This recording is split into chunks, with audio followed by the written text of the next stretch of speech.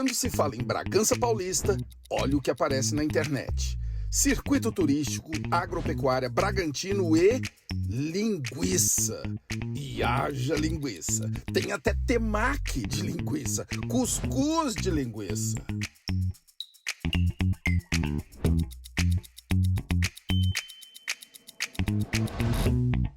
Alô, alô, eu sou Marcelo Taz e este é o podcast Os Movimentos das Cidades, uma série que eu produzo com apoio da CCR. No episódio de hoje vamos conhecer Bragança Paulista, terra famosa pela linguiça, mas a história de Bragança, claro, vai muito além disso. Famosa por ser um lugar de paz, está entre as 20 cidades mais pacíficas do Brasil. Foi uma grande produtora de café e é terra de quem brigou para não virar apenas um lugar de passagem.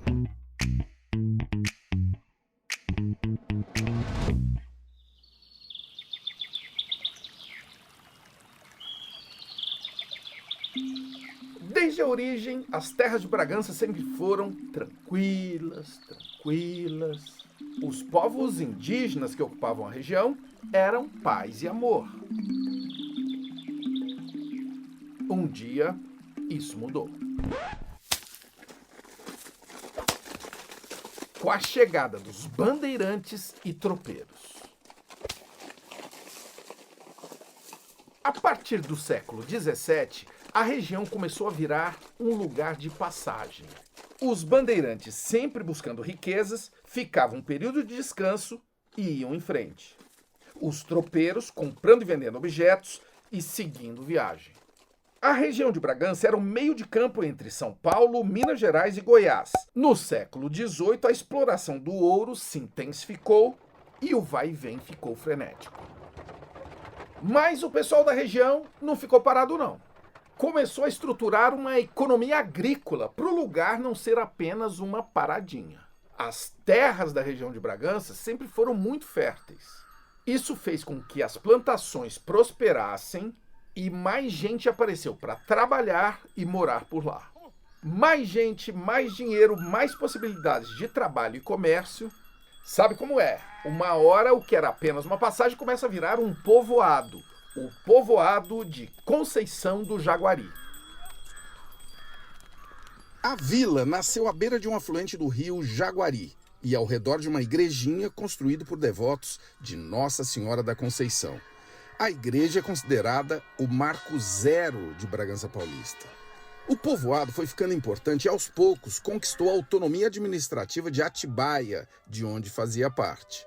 E em 1797, por uma ordem do imperador, o povoado é rebatizado de Vila Nova Bragança.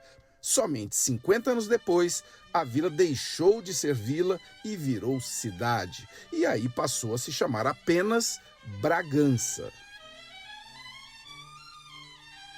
Só que tinha um problema. Havia uma outra Bragança lá no estado do Pará. Para acabar com a confusão, se colocou um paulista no sobrenome, em 1944. Bragança Paulista. E vamos em frente.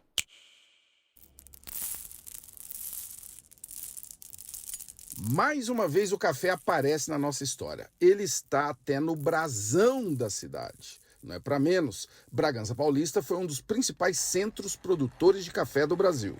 O poder econômico desse grão, o conhecido ouro negro, fez com que a cidade e todo o estado de São Paulo se tornassem potências financeiras e políticas. No começo do século XX, São Paulo já era o maior produtor do grão. O Porto de Santos substituiu do Rio de Janeiro como principal polo de exportação.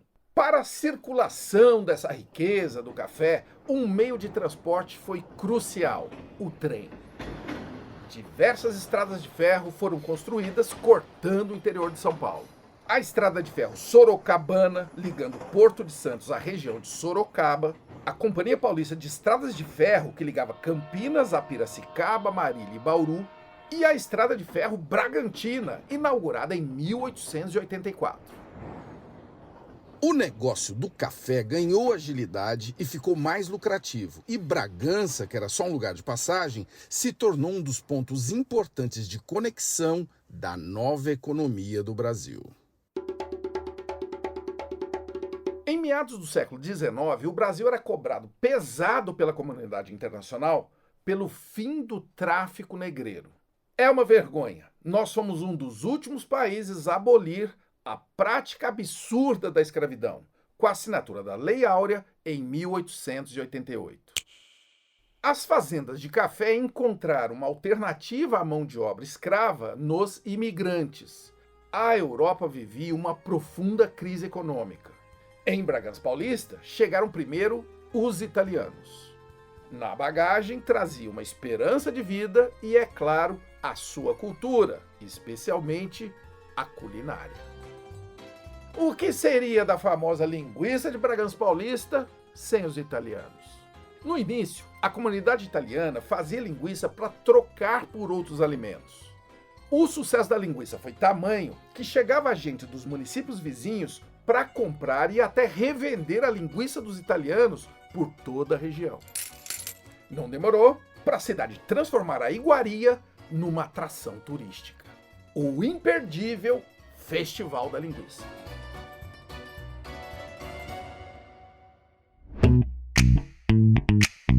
Estou agora com Renato Teixeira, um dos organizadores do Festival da Linguiça. Renato, o que essa linguiça tem que as outras não têm? Olha, Marcelo, eu sempre que me fazem essa pergunta, eu costumo dizer que não é o que ela tem que as outras não têm. O que as outras deixaram de ter, que a gente conseguiu preservar. A linguiça de Bragança, ela por história, ela sempre foi uma linguiça, entre aspas, honesta, né? É uma linguiça feita com cortes nobres, a gordura adicional é uma gordura nobre, que é o toucinho lombar, e a condimentação é uma condimentação artesanal. Então, ela é como se fazia antigamente, né? E a gente não mudou no decorrer da história, não fomos seduzidos aí como as grandes indústrias, enfim.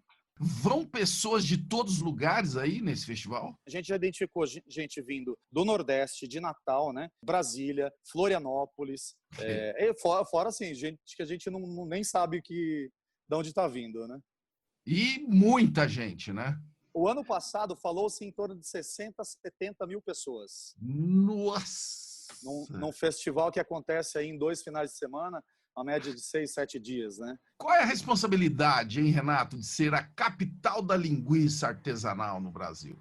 A fama da linguiça de Bragança já tem aí mais de 100 anos, né? Então, acho que hoje a gente tem uma responsabilidade muito grande de manter essa história, primeiro pela qualidade do produto, né? E tentar não deixar essa fama se perder também, né? Hoje tem sido feito um trabalho muito bacana, tanto com os produtores, né? Mas também o festival, acho que é a principal vitrine do nosso produto.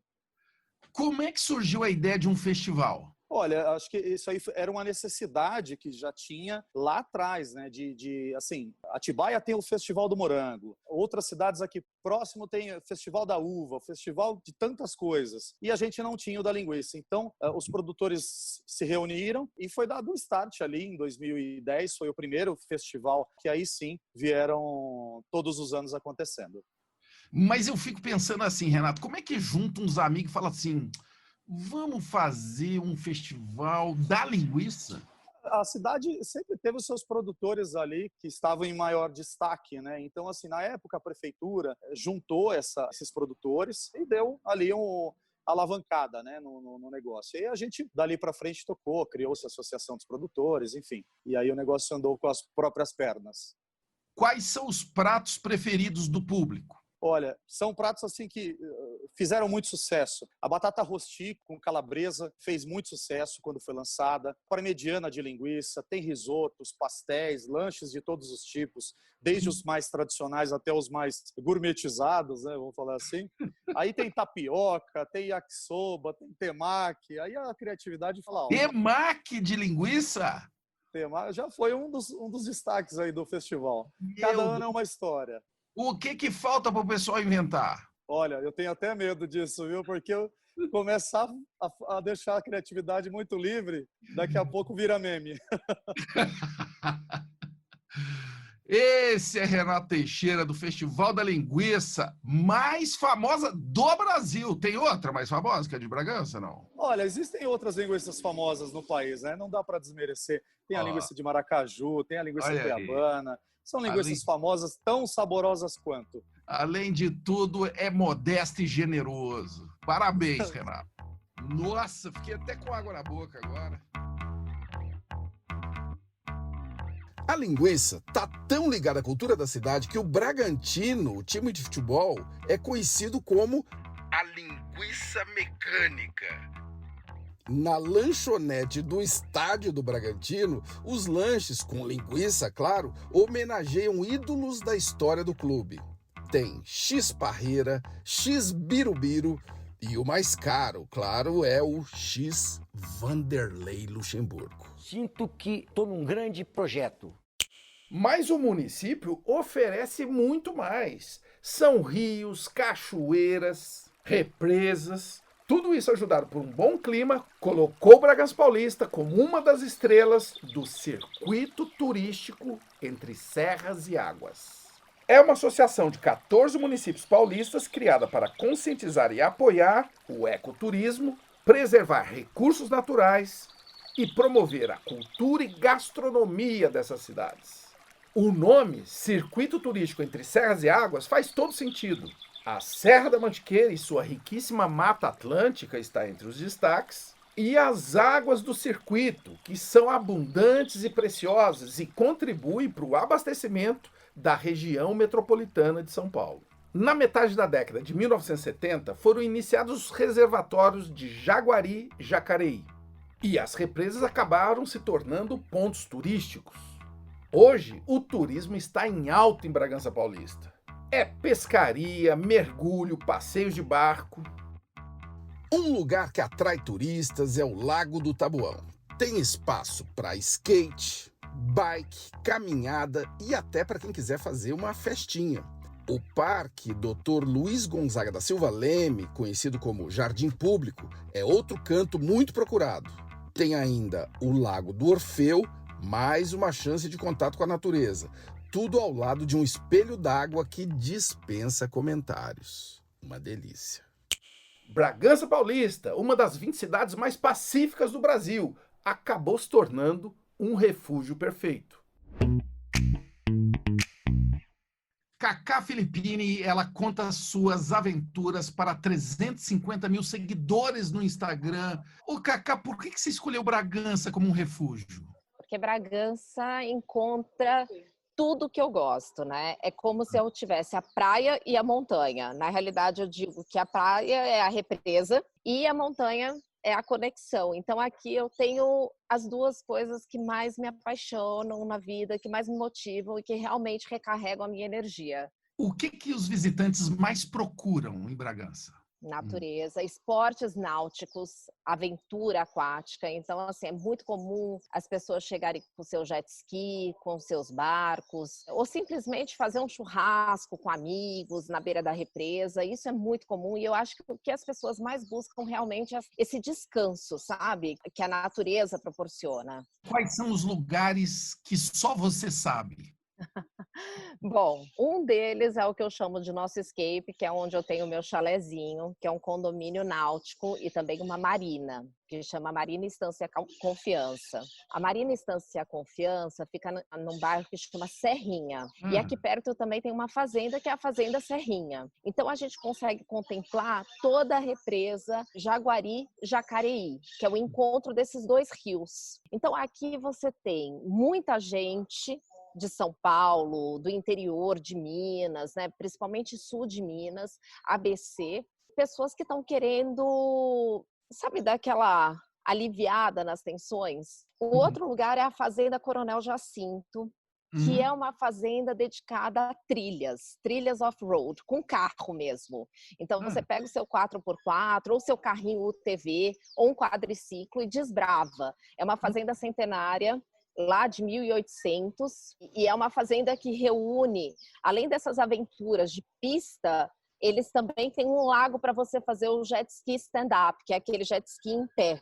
Quem não gosta dos dois ainda pode cavalgar, né? Bragança é uma caixinha de surpresa, porque você tem uma cidade que é de interior, mas que tem praticamente tudo que a grande cidade tem. Então você tem o Lago do Tabuão, que é bem central, que é inclusive o lugar que eu vou treinar, eu corro com meu marido lá de final de semana, principalmente sábado de manhã a gente está sempre lá. Então, pensa, esse Lago do Taboão, ele tem um lago enorme, a circunferência dele dá 2 quilômetros a 2,3 km na voltinha que a gente dá. Então, é um cantinho bem especial também. Eu diria que esses 3, assim, são super especiais. A Marina Estância Confiança é uma das primeiras que investiram em Bragança. O que ela oferece para os hóspedes? Bom, ela começou através de um camping, né? O Seu Confiança, ele vendia um biscoito que chamava Confiança, uma coisa assim, há 30 anos atrás. E aí os campistas começaram a querer algo mais. Então eles não queriam só as barracas, né? Eles queriam um banheiro, eles queriam um chalezinho, e eles começaram a investir. E hoje, os 3 filhos que comandam. Então, os 3 filhos, eles hoje têm aqui um hotel, mais os chalés para locação e mais os serviços de marina e day use. Então, assim, é completo, né? É lazer completo mesmo. Cacá, o que tem em Bragança Paulista que não tem em lugar nenhum? Dizem que é a linguiça. A linguiça. Essa é famosa. Mas eu digo que é o Bragantino. É a pessoa que nasceu e que defende Bragança, assim, a todo custo, né? A Cacá é uma daquelas pessoas que buscou Bragança como refúgio e acabou sendo atraída. Não tem jeito, né, Cacá? Dizem que eu sou a influenciadora mais influenciada. Valeu, querida. Obrigadíssimo. Quem busca negócio, sossego ou turismo chega a Bragança Paulista pela Fernão Dias. A capital de São Paulo e a do Rio de Janeiro são conectadas com agilidade. A facilidade logística, o bem-estar atraem empresas. A multinacional japonesa Yakult possui uma fazenda na cidade para produção, captação e resfriamento do leite. A fábrica de papel Santa Terezinha, ou Santer, produz papel de diversos tipos para uso industrial e doméstico. O grupo Arcor, que produz sorvete, chocolate e biscoitos, tem fábrica na cidade, desde o final da década de 90. Turismo, negócios, moradias de fim de semana, muita gente circulando. Tudo isso traz benefícios para a cidade, mas também aumenta o trânsito. No começo de 2020, o governo do estado de São Paulo repassou 15 milhões de reais para que Bragança Paulista melhore a infraestrutura de acesso à rodovia Fernão Dias. São esperados mais investimentos em mobilidade. Nada melhor para encurtar o caminho até uma linguicinha na brasa.